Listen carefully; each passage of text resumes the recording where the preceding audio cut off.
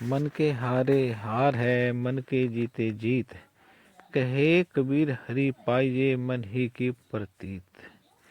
साथियों, हमारा मन संसार में सबसे बड़ी शक्ति है हमें सफलता प्राप्त कराने में। इस मन की अगर बात की जाए, जब मन किसी काम को लेकर पॉजिटिव हो जाता है तो सफलता 100% निश्चित है। लेकिन यदि मन हताश है, निराश है, तो वो किसी भी कार्य को सही ढंग से नहीं करता और जिसके कारण सफलता भी नहीं मिलती। साथियों, इस पर एक छोटी सी स्टोरी मेरे याद आती है, आप सबके भी साझा करता हूँ। बहुत पहली बात है, एक छोटा राज्य था। चारों तरफ उस राज्य के ऊंचे ऊंचे पहाड़ थे, यानी कि वो घाटी के बीच में छोटा सा बसा हुआ सुंदर सा एक राज्य था। वहाँ के राजा, वहाँ की प्रजा सब शांत और प्रकृति की गोद में निवास कर रहे थे। एक सेना उनके पास थी, छोटी सेना छोटी थी। तभी एक बड़े राजा ने, जिसका बहुत बड़ा राज्य था, बहुत बड़ी सेना थी, उसने उन पर आक्रमण करने की इच्छा से अपनी बड़ी सेना के साथ उस राज्य की ओर चल दिया। अब जैसे ही उस छोटे राज्य के राजा को इसकी सूचना मिली कि घाटी के उस पार एक राजा अपनी बहुत बड़ी विशाल सेना के साथ हम पर आक्रमण करने के लिए आ रहा है, तो राजा ने अपने सेनापति को बुलाया और उससे कहा कि हमें युद्ध की तैयारी करनी चाहिए, क्योंकि सामने पहाड़ के उस पार एक राजा जो अपनी बड़ी सेना के साथ हम पर आक्रमण करने के लिए आ रहा है। हमें चाहिए कि हमें तैयारी करते हुए उसको घाटी की तरफ ना आने दे, पहले ही रोकना है। लेकिन साथियों, जो उस राज्य का सेनापति था, उसने कहा, राजन, हमारा छोटा राज्य है और हमारे पास छोटी सेना है। वो जो युद्ध करने के लिए आ रहा है उसके पास बहुत बड़ी सेना है, हम उसके साथ नहीं लड़ सकते, लड़ाई का कोई औचित्य ही नहीं है और हमें उसके सामने सरेंडर कर देना चाहिए। इस पर राजा बहुत निराश हुआ, दुखी हुआ कि मेरा सेनापति ऐसी बात कह रहा है, अब क्या किया जाए। राजा दुखी था, हताश था, निराश था। तो वो वहीं उनके राज्य में एक साधु जो अपनी तपस्या में लीन रहता था, उसके पास गया, साधु को प्रणाम किया और अपनी समस्या उसके सामने रखी। राजा ने सारी कथा उसके सामने व्यतीत की। तो साधु ने कहा कि राजन, आप तुरंत अपने सेनापति को कारागार में डाल दीजिए। राजा ने कहा कि ये आप क्या कह रहे हैं साधु। साधु ने कहा कि ऐसे सेनापति को नहीं रखना चाहिए जिसका मन हताश हो, निराश हो, जो पॉजिटिव सकारात्मक बात न कर कर नकारात्मक बात करता है। और अब आगे की प्रक्रिया क्या होगी, कैसे युद्ध होगा, उसके बारे में मैं आपको बताऊंगा, लेकिन पहले मैंने जो आपसे कहा ये काम कीजिए। राजा गया, उसने अपने सेनापति को कारागार में डाला और फिर साधु के पास आया, उससे कहा, साधु महाराज, अब आप बताइए अब क्या करना है। सेनापति को तो मैंने कारागार में डाल दिया, लेकिन अब युद्ध कैसे होगा।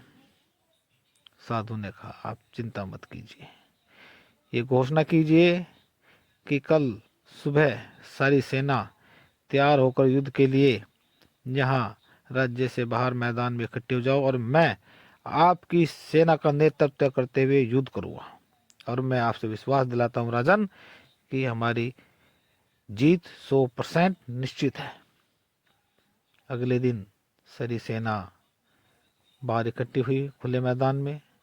राजा ने घोषणा की कि आज से ये साधु जन ही हमारे सेनानायक हैं।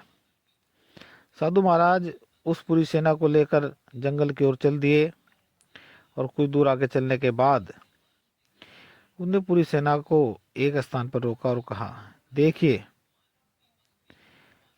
हमारे पास जो योद्धा हैं, जो सैनिक हैं, उनकी संख्या सामने वाले राजा से वास्तविक में कम है, लेकिन मैं आपको विश्वास दिलाता हूं कि जी पहाड़ के ऊपर जो मंदिर आपको नजर आ रहा है, यहाँ पर ऐसी दिव्य शक्तियां हैं, यदि एक बार मैं उन तक पहुंच गया और उन्होंने हमारी जीत की घोषणा कर दी, तो हम 100% सफलता प्राप्त करेंगे, जीतेंगे।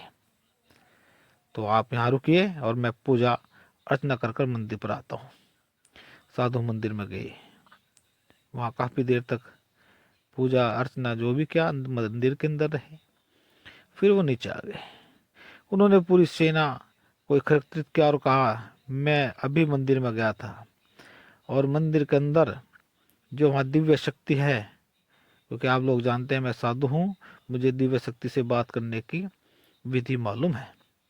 मैंने उनसे बात की और उन्होंने कहा, यदि आज शाम को इस मंदिर के अंदर से तीव्र रोशनी प्रकट हुई तो समझ लेना तुम्हारी जीत निश्चित है। अगर रोशनी मंदिर से आज शाम को नहीं आई तो तुम सामने वाले राजा से हार जाओगे।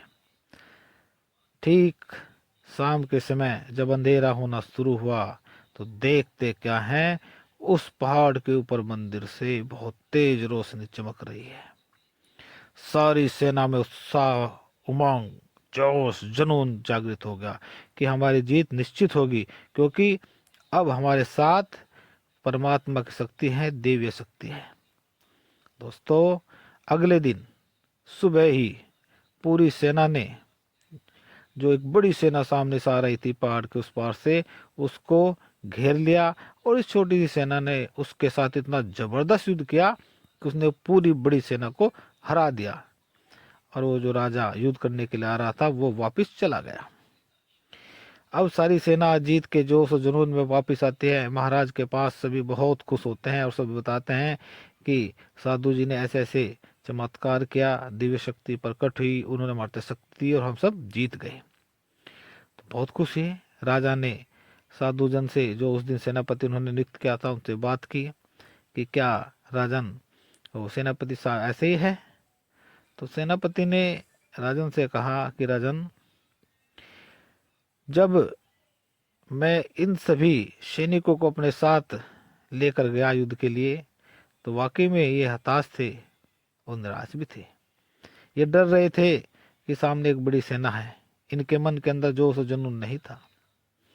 लेकिन जैसे ही रात के अंधेरे में मंदिर से दिव्य प्रकाश जागृत हुआ तो सभी पोष जोश और जुनून में लबालब हो गए और उस जोश और जुनून के साथ युद्ध किया और जीत गए।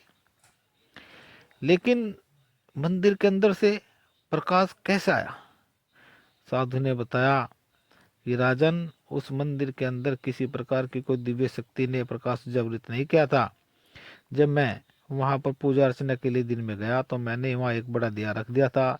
दिन में उसकी रोशनी नहीं चमक रही थी। जैसे जैसे अंधेरा होना शुरू हुआ और मंदिर से प्रकाश बाहर आने शुरू हो गया।